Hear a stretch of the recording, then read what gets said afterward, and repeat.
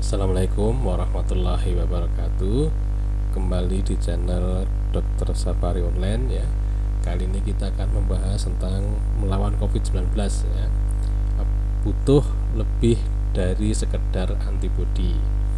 Kenapa judul ini saya angkat ya? Karena kemarin saya mendapatkan postingan dari seseorang yang mengatakan bahwa COVID-19 itu gak masalah sebenarnya. Ya, yang penting antibodinya baik gitu. Menurut beliau begitu ya. Apakah benar seperti itu? Ya nanti kita lihat. Jadi yang kita bahas itu adalah apakah benar butuh antibodi? Bagaimana dengan imunitas seluler kita? Ya. Kemudian kita terakhir nanti kita lihat sedikit tentang respon imun terhadap COVID-19 ya. Nah, yang pertama adalah ini secara ringkas ya. Secara ringkas saya gambarkan di situ bahwa ketika virus corona itu masuk ke dalam tubuh kita, ya, normalnya nanti virus corona itu akan ditangkap oleh sel yang namanya APC atau antigen presenting cell, atau mudahnya itu adalah sel penyaji antigen. Tugasnya apa? Tugasnya dia menangkap virus corona. Setelah ditangkap dimasukkan ke dalam sel. Setelah di dalam sel, virus coronanya diproses sedemikian rupa, dipotong kecil-kecil untuk apa? Untuk disajikan kepada sel T. Nah, sel T ini ya. Nah, sel T ini namanya sel T helper, sel T penolong. Ini lihat dulu di sini ya, nanti karena habis ini ada poin lagi yang membahas tentang kaitan dengan sel T helper ya.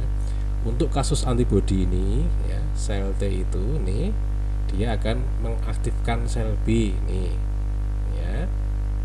Sel B yang sudah aktif nanti dia akan berubah menjadi sel plasma. Siapa sel plasma itu? Sel plasma itu adalah pabrik antibodi.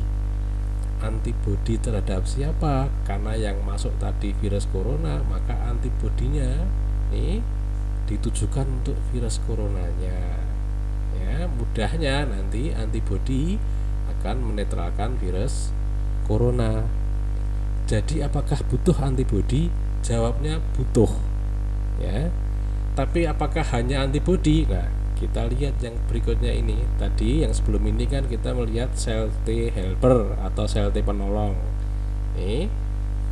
Nah, sel T penolong itu selain nanti dia membantu sel B untuk nanti jadi pabrik antibodi, sel T helper ini juga nanti akan mengaktifkan sel T sitotoksik atau CD8, sel sitotoksik, dan mengaktifkan juga sel natural killer atau sel pembunuh. Dua-duanya fungsinya untuk apa? Fungsinya untuk membunuh sel yang terinfeksi oleh virus corona gitu ya. Nah, jadi dua-duanya dibutuhkan, karena kalau cuma antibodi tok, antibodi itu tidak bisa mengenali virus yang sudah masuk ke dalam sebuah sel. Nah, sehingga sel itu harus dibunuh. Siapa yang membunuh? Yang membunuh itu adalah nih sel pembunuh dua ini, natural killer sama sel T sitotoksik gitu ya. Jadi jelas tidak hanya butuh antibodi saja, makanya saya sampaikan di sini ya bahwa dua-duanya harus ada ya. Imunitas humoral dalam hal ini diperantarai oleh antibodi harus ada, tapi juga imunitas yang seluler, sel pembunuhnya juga harus aktif, sel pembunuhnya. Dua-duanya saling bekerja sama untuk menghilangkan virus corona ya. Jadi kemarin jelas salah bahwa kalau orang mengatakan yang penting antibodinya kuat, nggak pakai masker nggak apa-apa, nanti virus corona akan kalah dengan antibodi kita. Loh, kenapa kok bisa begitu? Ingat tadi ya, virus corona itu bisa dikenali antibodi kalau antibodinya sudah ada. Kapan antibodi ada? Antibodi ada kalau kita sudah terinfeksi oleh virus corona. Gitu loh. Ya, kalau belum ada virus corona masuk dalam tubuh kita belum bentuk antibodi.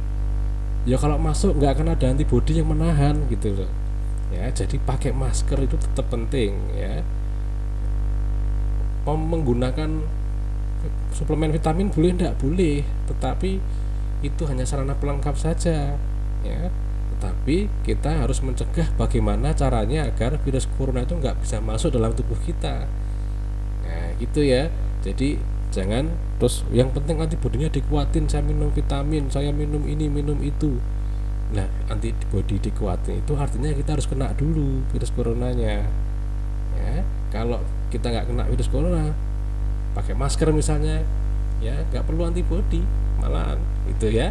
Jadi yang pokok itu adalah jangan kemasukan virus ya. Lah kalau sudah kepepet masuk ya terpaksa memang harus begitu. Proses dua ini, kekebalan yang antibodi humoral dan kekebalan sel harus ada, dua-duanya perlu ditingkatkan ya dengan cara apapun ya, vitamin dan selain sebagainya ya. Saya kira demikian ya. Jadi salah kalau hanya mengandalkan antibodi saja ya, kemudian terus yakin bahwa tidak akan terkena virus corona ya. Itu kalau menurut istilahnya ya tawakalnya kurang ya.